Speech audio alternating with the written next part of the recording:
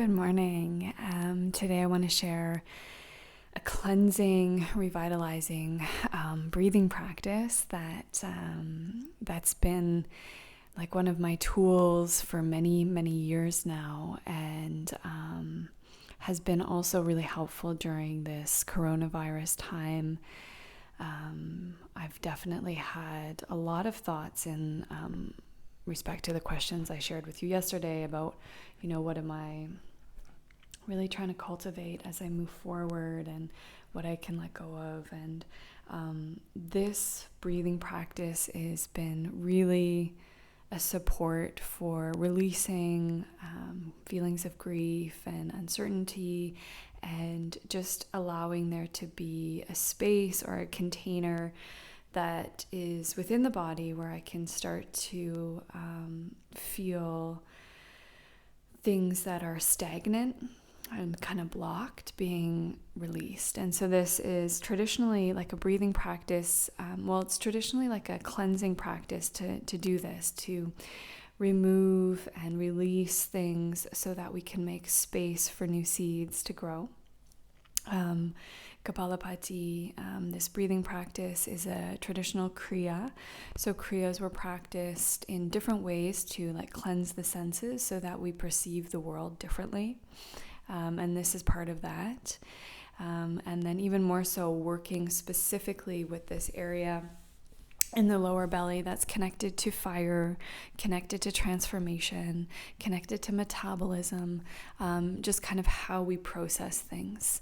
And it was transformational for me right from the beginning. My first real deep encounter with yoga was with Kundalini Yoga, and they teach breath of fire in a lot. It's really, really emphasized. And I met the practice after about a year after I had lost, or maybe it was sooner, anyways, about around a year after I had just lost my father, and I still had like a tremendous grief, and there was this feeling of heaviness in my chest, and just like a real sadness for losing him. But there was also these like bigger feelings of sadness that like everybody I knew was also in this same situation, that they were also gonna die. And so it was very, very heavy feeling of not really understanding how to deal with grief and these kind of emotions that can be so physically present. So this breath was for me like this stepping point in working with these ideas we talk about in yoga and meditation on like having the potential to transform our emotions. And so the practice really gave me this ability to almost like take refuge in this center much lower in my body, and to really focus on this center.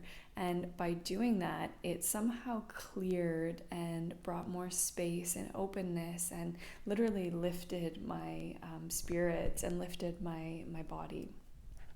And so I can personally vouch for it being effective. It's also really counter-effective for some people. It can be too heating, it can be too stimulating and aggravating, and so it might not work for you. And there's practices then to cool that sort of fiery element.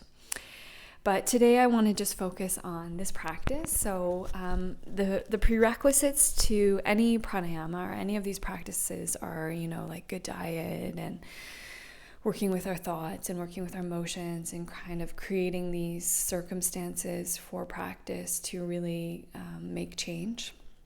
And so it's the same with these breathing practices, that it's kind of like it's only going to be effective if we're sort of setting up other elements in our lives to make the practice stronger. So diet is a big one, especially when it comes to working with this area. So Kapalabhati literally means like shining skull, also because the more we begin to turn on this inner seat of power in our lower body, it actually awakens the dormant centers in our brain. So that can be related to the organic brain, but then also the subtle body. So the navel area is where all the channels unite. And so when we begin to turn on the subtle body energy, it affects all the other systems. The practice also clears the lungs. Like I was saying, I really felt that happen for me. This area where we hold grief and heaviness and sadness clears the lungs, it clears the sinuses. So the focus of the practice is on a very powerful exhale.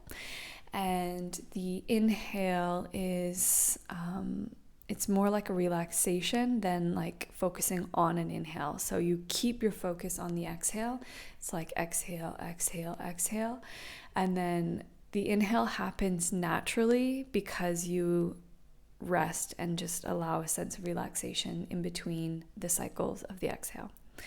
One major problem people often have at the beginning is as you begin to focus here and like powerfully exhale, the navel moves back. What can happen is you can get really tense in your throat, in your neck, and in your chest and your shoulders.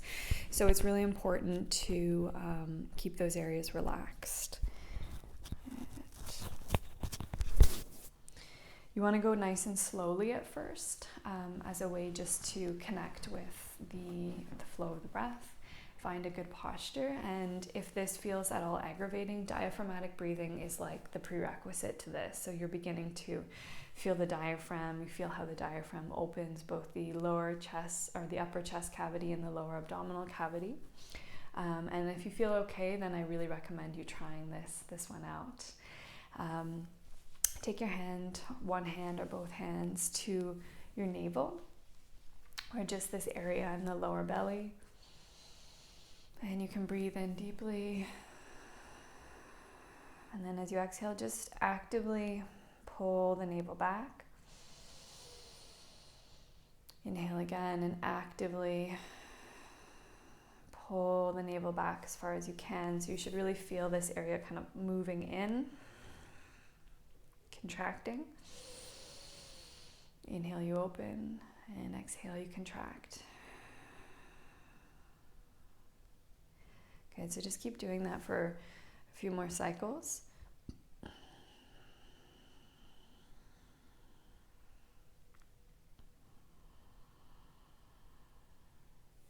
Nice. Okay.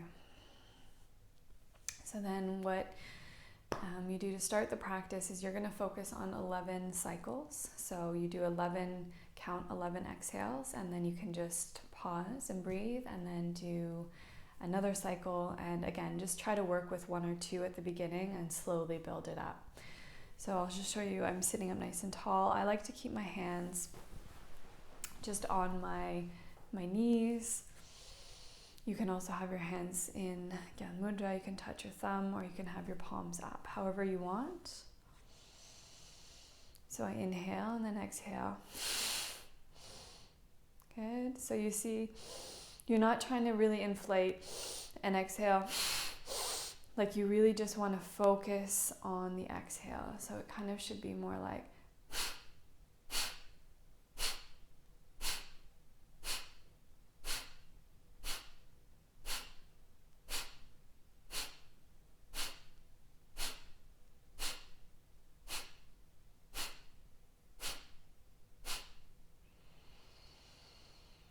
inhale normally and exhale.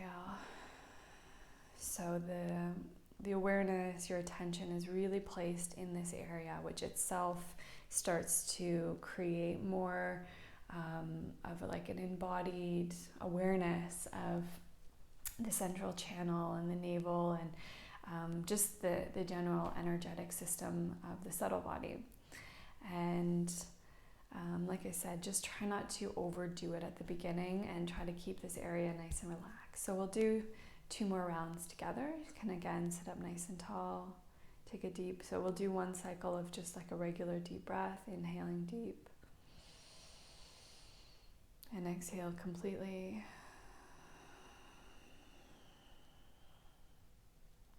And then inhale to begin.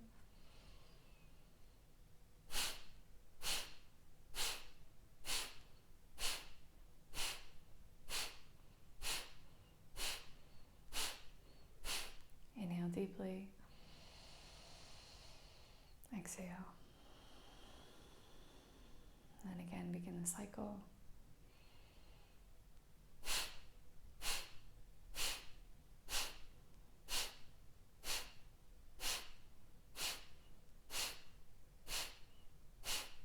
Inhale.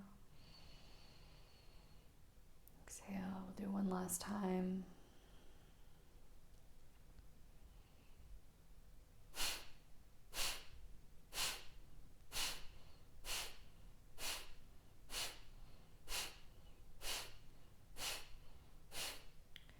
Good. Inhale.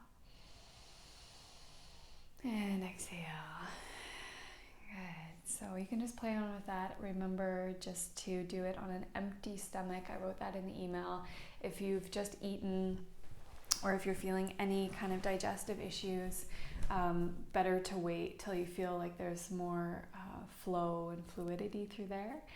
And just again, if there's any pain coming up in your sinus, in your ears or your eyes, then again, just try to do much more relaxed version. Always start in a really relaxed way and take your time.